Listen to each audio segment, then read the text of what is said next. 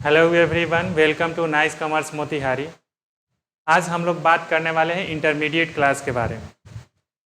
जैसे ही हमारा 10th पास होता है यानी 10th क्लियर होता है, उसके बाद हमें इंटरमीडिएट क्लास में एडमिशन कराना होता है, पढ़ना होता है। तो जैसे इंटरमीडिएट क्लास में एडमिशन का प्रोसेस स्टार्ट होता है तो हमें पता चलता है कि इंटरमीडिएट क्लास में जो है 3 स्ट्रीम हो जाता है। यानी हमें यहाँ से अब डिसाइड करना पड़ता है कि हमें कौन से स्ट्रीम में जाना है ना। पहला स्ट्रीम हो जाता है इसमें साइंस,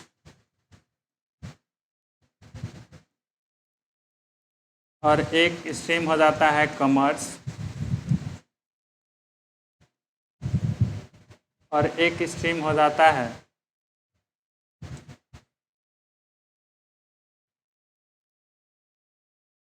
आर्ट्स। आज हम लोग केवल बात करने वाले हैं कॉमर्स के बारे में। तो कॉमर्स जो स्ट्रीम है, इस स्ट्रीम में हमें कौन कौन से सब्जेक्ट पढ़ना पड़ता है। पहला है अकाउंटेंसी,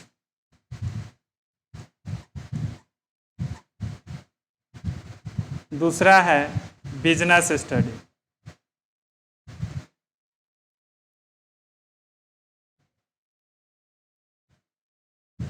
तीसरा इकोनॉमिक्स,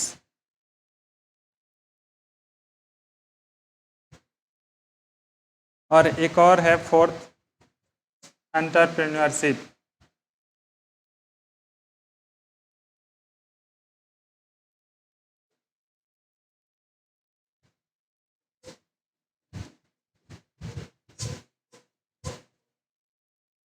इसको शॉर्ट में ACY बोलते हैं, इसको BST बोलते हैं, इकोनॉमिक्स को इको बोलते हैं शॉर्ट में, एंटरप्रेन्योरशिप को बोलते हैं EPS। ये हमारा पेपर पढ़ना होता है। इनमें से 3 सब्जेक्ट हम लोग चॉइस कर सकते हैं। 2 तो रहेगा लैंग्वेज, हिंदी और इंग्लिश। चलिए, सबसे पहले कॉमर्स का जो हम लोग ये समझे हैं कि कॉमर्स में कौन कौन से सब्जेक्ट होता है, सबसे पहले हम लोग जानने का कोशिश करें कि कॉमर्स क्या होता है। फिर कॉमर्स में जो अकाउंटेंसी पेपर होता है वो अकाउंटेंसी होता क्या है, इसके बारे में डिस्कस करेंगे, है ना। भाई देखते हैं कॉमर्स क्या है। कॉमर्स कॉमर्स का बात करें तो हिंदी में इसको कहते हैं वाणिज्य। अब ये एक एक्टिविटीज़ है। कॉमर्स एक एक्टिविटीज़ है जो 2 चीज़ों को इंक्लूड करता है। एक तो होता है trade plus auxiliary to trade.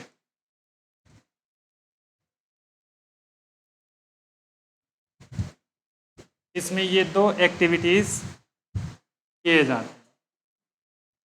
Trade का मतलब होता है व्यापार, और ऑक्सिलियरी टू ट्रेड का मतलब होता है व्यापार में सहायक क्रिया।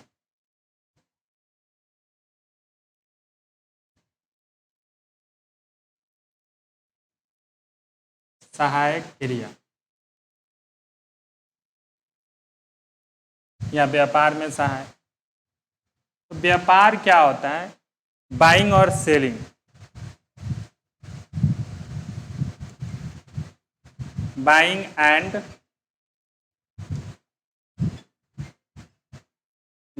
एंड सेलिंग, ठीक है। Buying and selling of goods and services.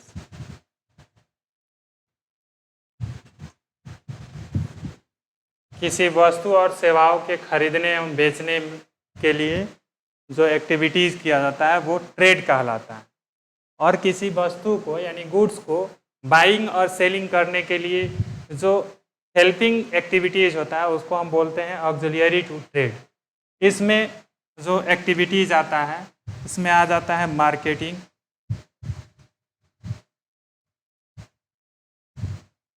Actually कहा जाए तो सेलिंग भी एक तरह का मार्केटिंग है ना। मार्केटिंग थोड़ा सा एक्सपेंडेड फॉर्म में एक्टिविटीज आता है, इसमें सेलिंग भी इंक्लूड होता है। एडवर्टाइजिंग,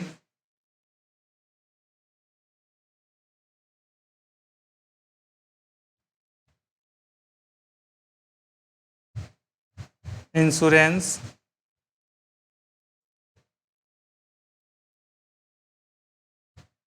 वेयर हाउसिंग, ट्रांसपोर्टेशन,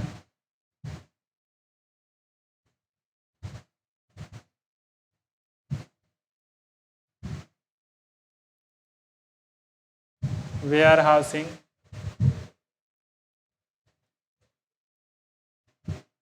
तो ये सारे एक्टिविटीज़ होता है हमारे ऑक्सिलियरी टू ट्रेड में।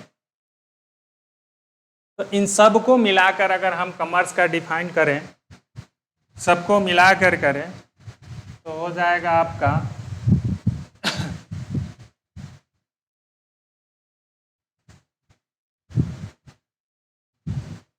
इस कॉमर्स का डिफिनीशन अगर दिया जाए तो हो सकता है commerce is the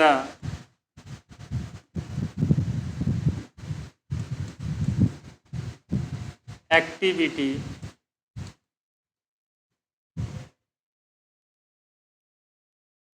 commerce is the activity of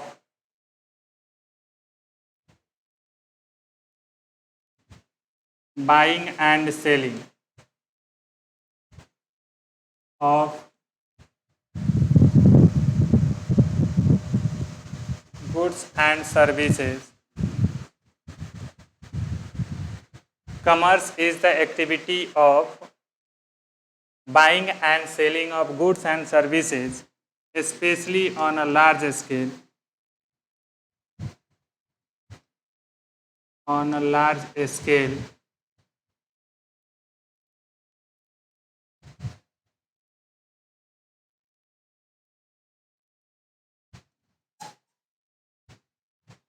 On a large scale for the purpose of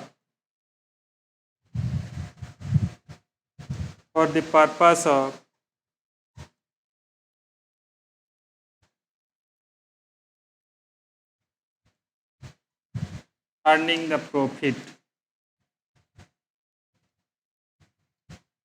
लाभ कमाने के उद्देश्य से, हिंदी में भी लिख देता हूं, लाभ कमाने के उद्देश्य से मुख्यतः बड़े पैमाने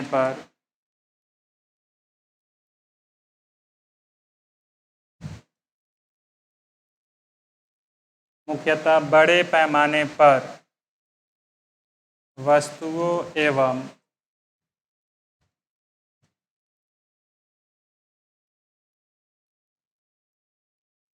सेवाओं को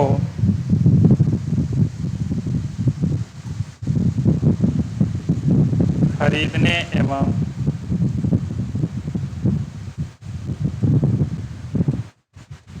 बेचने की क्रिया वाणिज्य कहलाती है।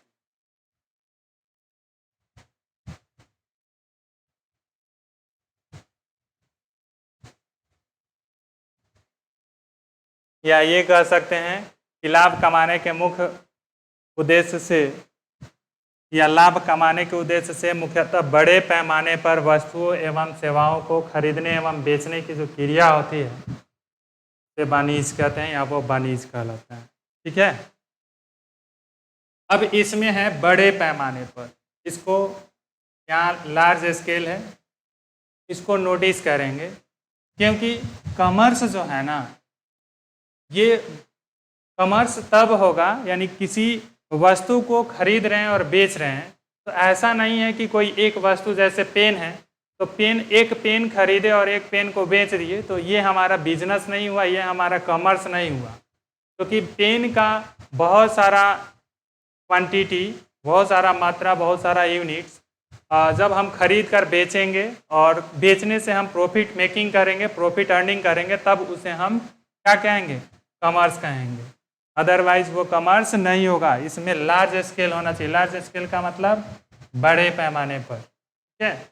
1 और 2 यूनिट बेच देने से और खरीद कर बेचने से हमारा कॉमर्स नहीं हो सकता है, यानी कॉमर्स नहीं कर सकते हैं उस एक्टिविटीज़ को। तो कॉमर्स एक एक्टिविटीज़ है, यानी एक क्रिया है, ठीक है।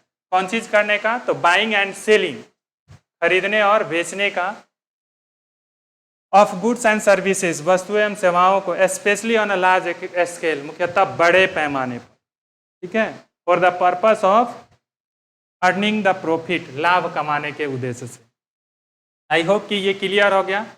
अब इस कॉमर्स के अंदर में जो हम लोग पढ़ने वाले हैं वो है सब्जेक्ट, पहला सब्जेक्ट, क्योंकि अभी थोड़ी देर पहले बताए हुए थे, पहला है अकाउंटेंसी। अब ये अकाउंटेंसी क्या होता है ना? अकाउंटेंसी को हिंदी में बोलते हैं लेखा शास्त्र, लेखा शास्त्र। इसको शॉर्ट में बोलते हैं ACY।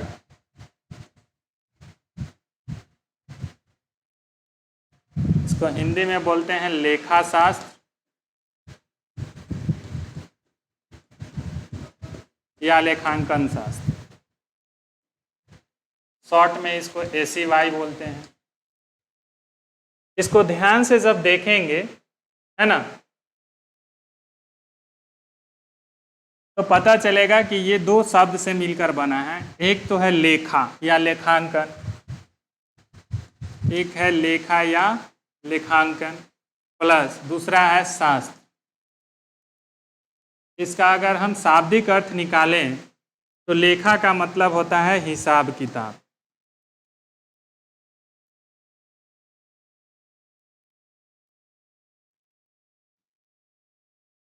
और इस शास्त्र का मतलब होता है पुस्तक। हम ये कह सकते हैं कि हिसाब किताब करने का जो पुस्तक है उसको हम लेखा शास्त्र कहेंगे, है ना। लेकिन इतना ही से मेरा काम चलने वाला है नहीं। अब हिसाब किताब करने के जो पुस्तक है, तो करने के लिए उसमें सारे रूल्स दिए होंगे, सारे नियम्स दिए होंगे, है ना। अब जो जो रूल्स और नियम्स हैं, हम ये भी कह सकते हैं कि अकाउंटेंसी जो है, अकाउंटिंग करने के लिए रूल्स और नियम के भी बुक होते हैं ना। इस तरह से जब हम डिफाइन करेंगे इसको, तो डिफाइन करने में हम डिफाइन कर सकते हैं अपने हिसाब से। Accountancy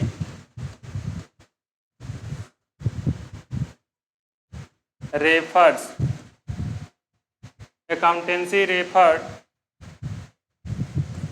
to the entire body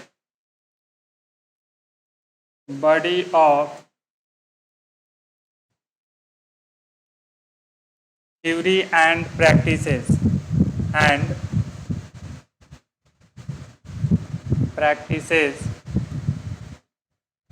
of accounting.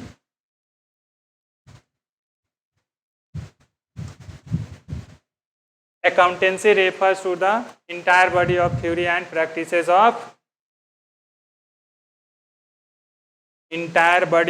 and practices of accounting. लेखांकन के संपूर्ण सिद्धांतों एवं प्रयोगों के ढांचे से संबंधित लेखा शास्त्र होता है। संपूर्ण, इंटायर का मतलब होता है पूरा पूरा, ठीक है, यानी संपूर्ण। बॉडी मतलब होता है ढांचा, थ्योरी मतलब सिद्धांत, और प्रैक्टिसेस का मतलब हो गया आपका प्रयोग। तो अकाउंटिंग का होता है लेखांकन। लेखांकन करने के जितने भी सिद्धांत है और प्रयोग है, उनके संपूर्ण ढांचे से संबंधित लेखा शास्त्र होता है, यानी अकाउंटेंसी होता है। इसको दूसरे शब्द में जब हम डिफाइन करेंगे, in other words,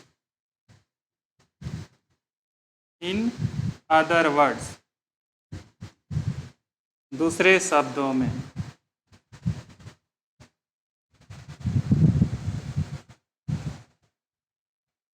accountancy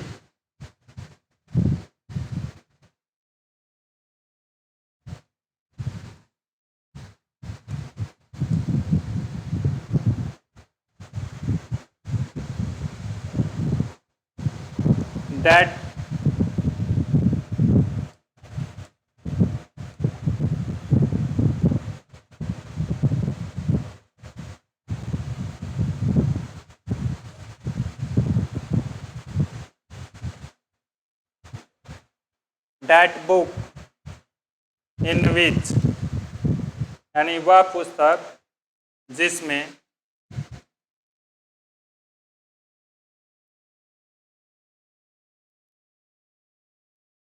that book in which we study about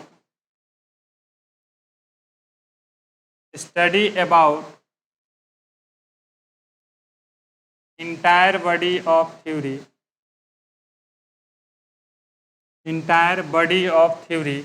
ये है D, body of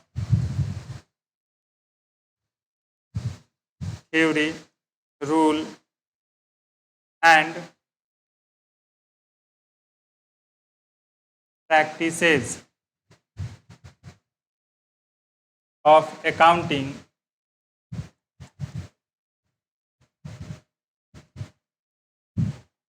is called accountancy.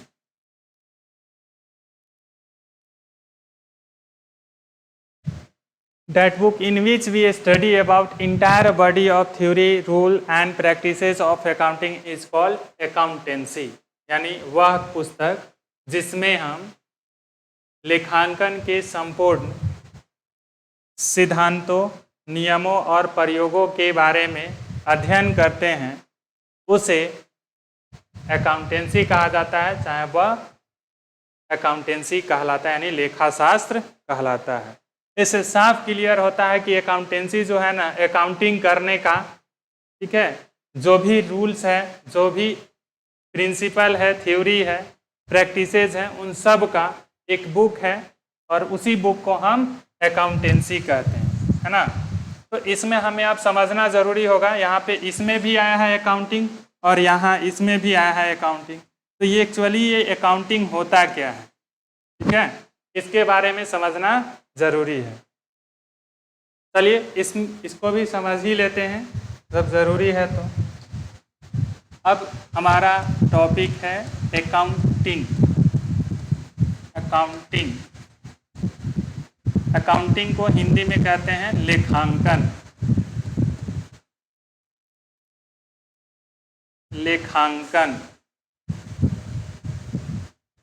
ठीक है। अब इसको हम शब्द से अगर इसको तोड़ें तो यहाँ पर हो गया लेखा और जोड़ अंकन। लेखा का मतलब तो आप लोग को फिर पता है ही, हिसाब किताब।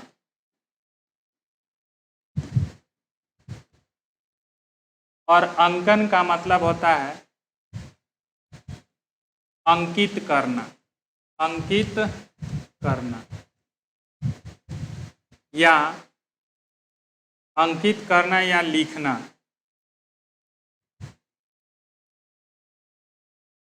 ठीक है। तो हिसाब किताब लिखने की जो कला होता है उसको हम लेखांकन कहते हैं। शॉर्ट में तो ये समझ गए कि जो भी हिसाब किताब है उस हिसाब किताब को लिखने की कला को हम लेखांकन कहेंगे। लेकिन इतना ही शॉर्ट में डिफिनीशन दिया जाए तो काम चलने वाला है नहीं, क्योंकि इंटरमीडिएट क्लास है तो इसमें थोड़ा सा देना होगा definitions. Accounting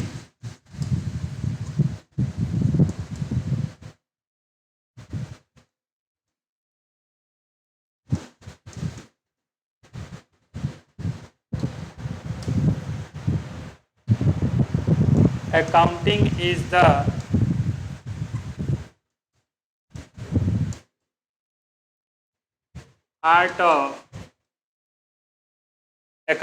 is the art of identifying identifying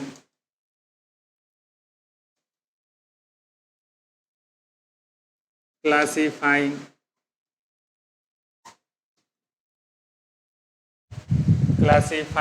summarizing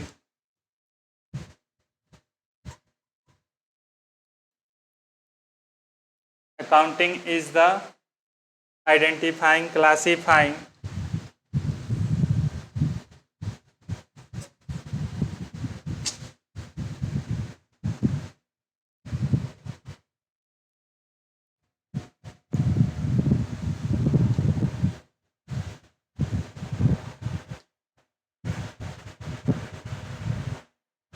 accounting is the art of अभी न्यू है डिजिटल बोर्ड पे इसलिए लिखने में थोड़ा सा प्रॉब्लम हो रहा है accounting is the art of identifying classifying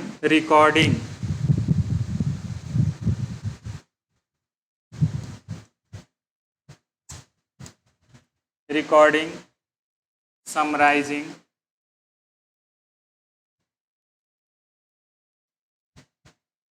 analysing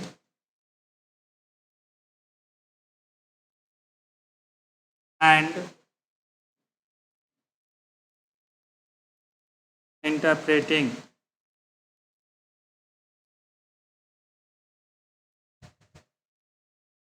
analyzing and interpreting of financial transaction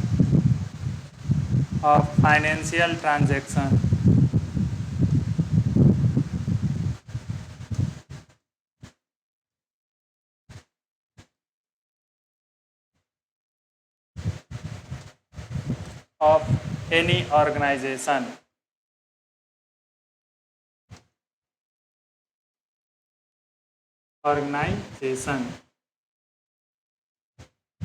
किसी भी संगठन से एनी ऑर्गेनाइजेशन का मतलब हो गया कोई भी संगठन किसी भी संगठन के वित्तीय लेन देन फाइनेंशियल ट्रांजैक्शन का हिंदी होता है वित्तीय लेन देन को पहचानने वर्गीकृत करने अभिलेखित करने सारांशित करने विश्लेषित एवं व्याख्या करने की कला को अकाउंटिंग कहा जाता है यानी व्याख्या करने की कला अकाउंटिंग कहलाता है या अकाउंटिंग होता है। यहाँ पर ध्यान देना है कोई भी ऑर्गेनाइजेशन हो ऑर्गेनाइजेशन ही अपना ट्रांजैक्शन करता है ठीक है तो ऑर्गेनाइजेशन ट्रांजैक्शन करता है तो उस ट्रांजैक्शन को हमें रिकॉर्डिंग करना पड़ता है यानी लिखना पड़ता है ठीक तो उसी ट्रांजैक्शन को आइडेंटिफाई करने के लिए कि वो हमारा फाइनेंशियल ट्रांजैक्शन है या फिर नहीं है। फाइनेंशियल ट्रांजैक्शन यदि आइडेंटिफाई हो जाता है तो फिर उसे हम क्लासीफाई करते हैं क्लासीफाई करने के बाद रिकॉर्डिंग करते हैं रिकॉर्डिंग करने के बाद समराइजिंग करते हैं समराइजिंग करने के बाद एनालाइजिंग एंड इंटरप्रिटेशन करते हैं। तो इंटरप्रेटिंग करने के जो कला होता है उसी कला को हम लोग क्या कहते हैं लेखांकन कहते हैं। आई होप कि आपको ये डिफिनीशन समझ में आया होगा। यदि कोई डाउट होगा तो आप हमें बताएंगे फिर से इसको हम एक्सप्लेन करेंगे। अब इसमें हमें दो चीज़ आ रहा है आ तो बहुत चीज़ रहा है क्योंकि accounting is the art art माने कला होता है आइडेंटिफाइंग का हिंदी होता है पहचानना क्लासीफाइंग का मतलब होता है वर्गीकृत करना उसके बाद रिकॉर्डिंग का मतलब होता है अभिलेख करना यानी लिखना फिर उसको समराइजिंग करना फिर एनालाइजिंग करना फिर इंटरप्रेटिंग करना। तो ये एनालाइजिंग इंटरप्रेटिंग क्या होता है यानी किसी भी जो टर्म्स है आइटम्स है उसे एनालाइज करना विश्लेषण करना उसके बारे में बताना और व्याख्या करना ठीक है। लेकिन ये फाइनेंशियल ट्रांजैक्शन जो है एक ये इम्पोर्टेंट है और ये एक ऑर्गेनाइजेशन इम्पोर्टेंट है ठीक है। तो फाइनेंशियल ट्रांजैक्शन को पहले हम समझ ले कि ये फाइनेंशियल ट्रांजैक्शन होता क्या है ना।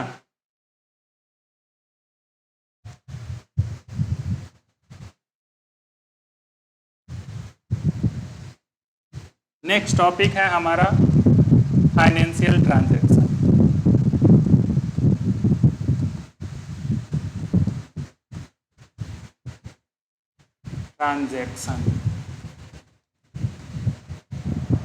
फाइनेंशियल ट्रांजैक्शन इसको हिंदी में बोलते हैं वित्तीय लेन देन।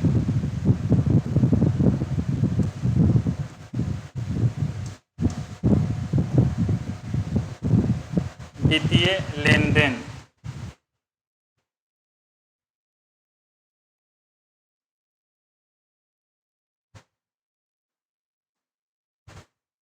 अब ये वित्तीय लेन देन होता क्या है इसके बारे में डिस्कस करेंगे। तो सबसे पहले सिंपली ट्रांजैक्शन का मतलब होता है लेन देन। ट्रांजैक्शन, लेन देन से ही आपको समझ में आ रहा होगा कि कोई भी जो बिजनेस ऑर्गेनाइजेशन होता है या कोई भी ऑर्गेनाइजेशन हो, बिजनेस हो या नॉन बिजनेस हो, यानी ट्रेडिंग हो या नॉन ट्रेडिंग हो, उस पर भी हम लोग बात करेंगे। कोई ऑर्गेनाइजेशन यदि है तो वो ट्रांजैक्शन करता है, लेन देन करता है। लेन देन का मतलब है कि कोई सामान देता है और कोई सामान लेता है, यानी खरीदता है या फिर बेचता है। तो खरीदने के लिए हमें कुछ चीज़ें सेक्रीफाइस करनी होती है और कुछ गेन होता है खरीदने में। सेम उसी तरह से सेल करने में भी कुछ चीज़ें गेन होती है और कुछ चीज़ें सेक्रीफाइस करनी पड़ती हैं। तो ये लेने और देने यानी सेक्रीफाइस और गेन करने का जो एक्टिविटीज़ होता है वो ट्रांजैक्शन कहलाता है। उस ट्रांजैक्शन को हमें रिकॉर्ड करना पड़ता है। ठीक, तो ट्रांजैक्शन हमारा दो तरह के होता है। एक होता है फाइनेंशियल ट्रांजैक्शन और एक होता है जनरल ट्रांजैक्शन। जनरल ट्रांजैक्शन उस ट्रांजैक्शन को कहते हैं जिनका पर्पस कुछ नहीं होता है, बस अपना सेल्फ सेटिस्फेक्शन के लिए हम लोग करते हैं। जैसे खेलना है, हाँ, प्लेइंग। अब अपने मन के शांति के लिए या अपने मन की संतुष्टि के लिए हम गेम खेलते हैं। ठीक है, कोई दौड़ता है, कोई जिम जाता है, ये सब अपने मन के संतुष्टि के लिए किया जाता है। ठीक, लेकिन वैसे लेन देन जो केवल सेल्फ सेटिस्फेक्शन के लिए नहीं किया जाता है, बल्कि उसका जो है क्राइटेरिया होता है। क्या क्राइटेरिया होता है? फाइनेंशियल ट्रांजैक्शन का जो पहला क्राइटेरिया होता है वो है कि मेजर्ड, जो भी ट्रांजैक्शन हो रहा है उसको measured in the term of money, यानी उस ट्रांजैक्शन को हम रुपया में माप सकते हो। ठीक है, लाइक कोई भी ट्रांजैक्शन जब होगा ना उसको हम मॉनेटरी टर्म में यानी मुद्रा में यदि हम माप सकते हैं तो वो हमारा फाइनेंशियल ट्रांजैक्शन होगा। पहला क्राइटेरिया ये है, यानी measured in the term of money, उसको हम रुपया में माप सकते हैं। दूसरा है, ठीक है, उसका पर्पस है फॉर प्रॉफिट मेकिंग।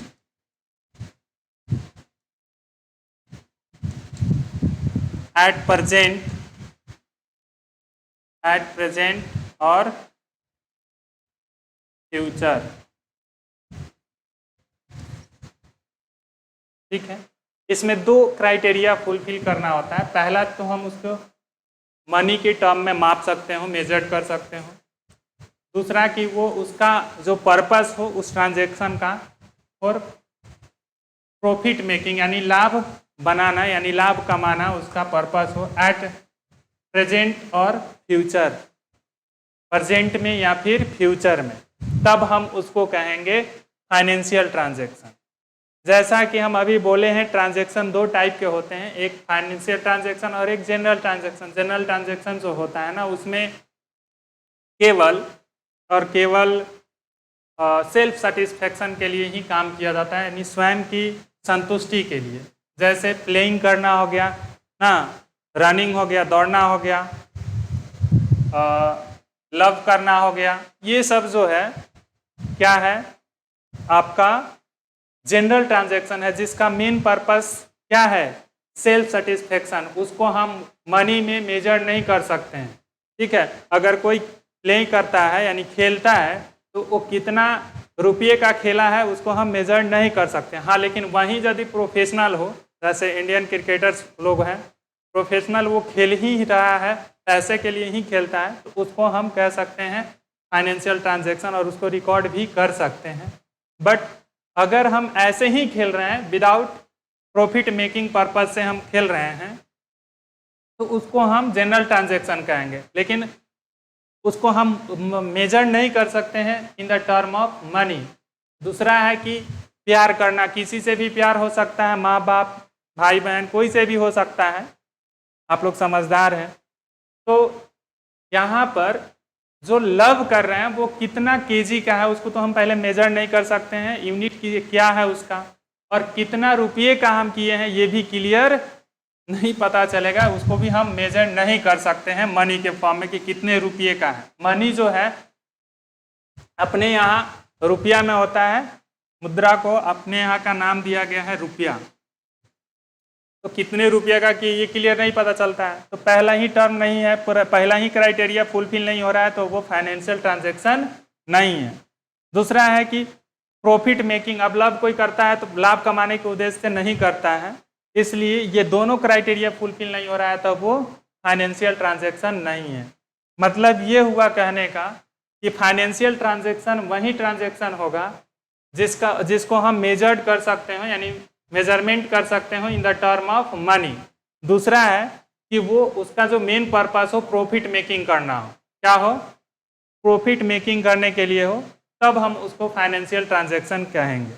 अब फाइनेंशियल ट्रांजैक्शन जो कि दो तरीके का होता है, फाइनेंशियल ट्रांजैक्शन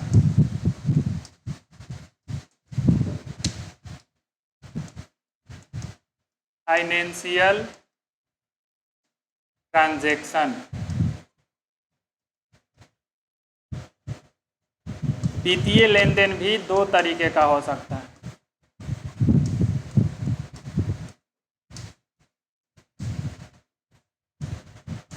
एक होगा आपका कैश ट्रांजैक्शन, कैश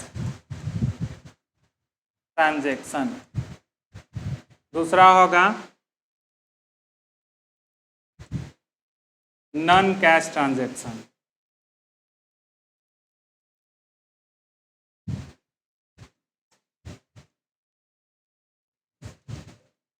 इसको दूसरे नाम से जानेंगे क्रेडिट ट्रांजैक्शन के नाम से, क्रेडिट ट्रांजैक्शन।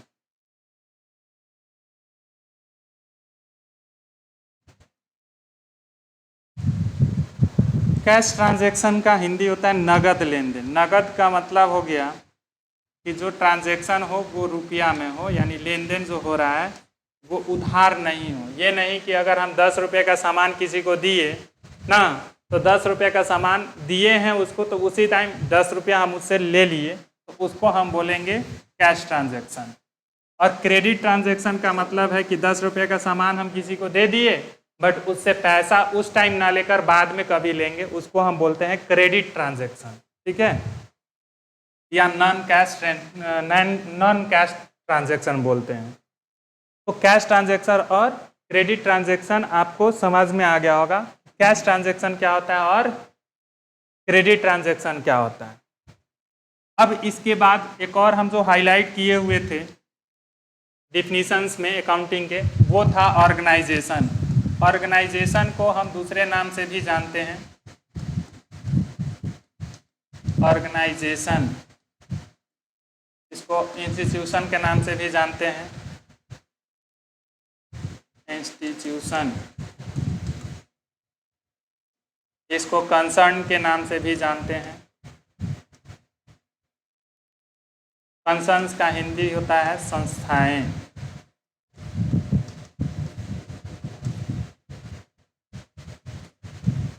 ये होता है संगठन, इसका भी मतलब होता है संस्था या संस्थान। ठीक है, तो ये जो संस्थाएं हैं या संस्थान है या संगठन है, ये मुख्य रूप से दो तरीके का होता है। एक तो होता है ट्रेड करने वाला, जिसको हम बोलते हैं ट्रेडिंग कंसर्न्स, ट्रेडिंग कंसर्न। दूसरा होता है non trading concern, non trading concern.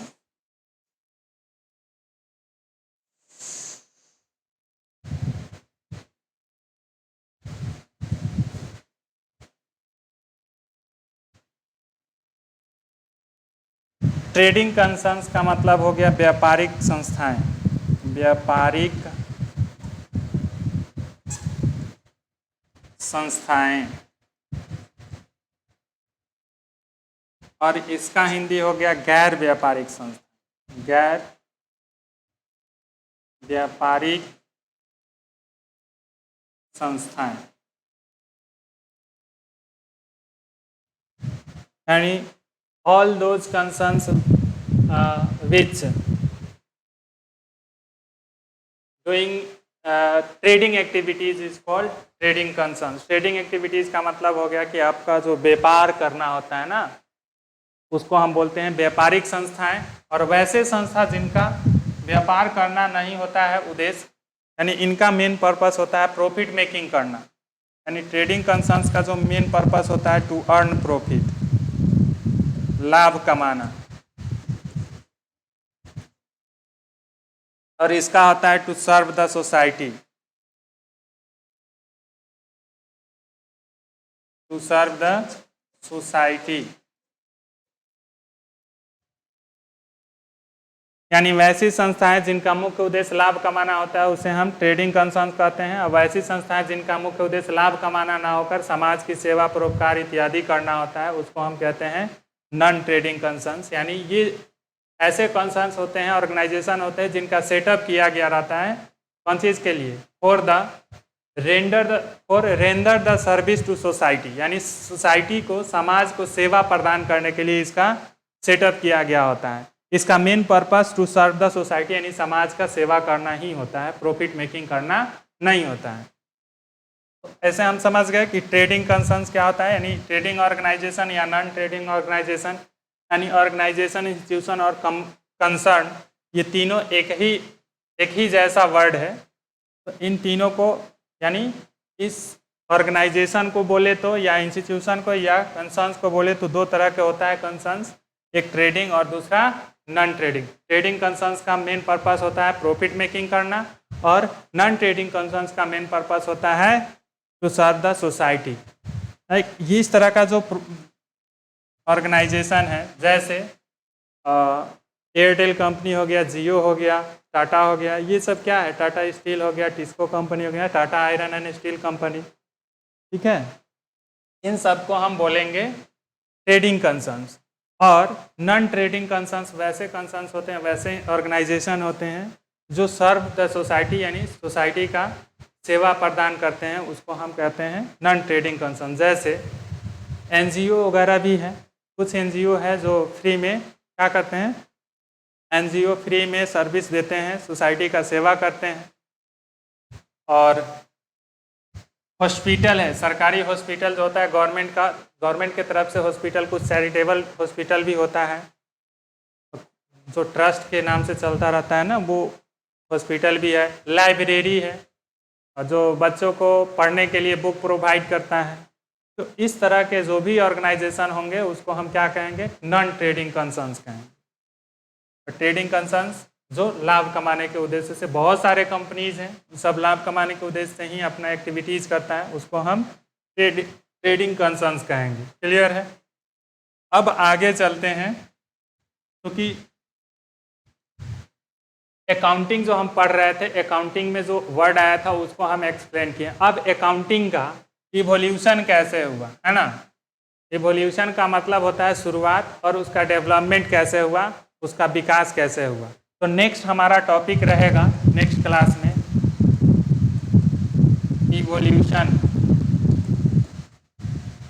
Evolution and development of accounting.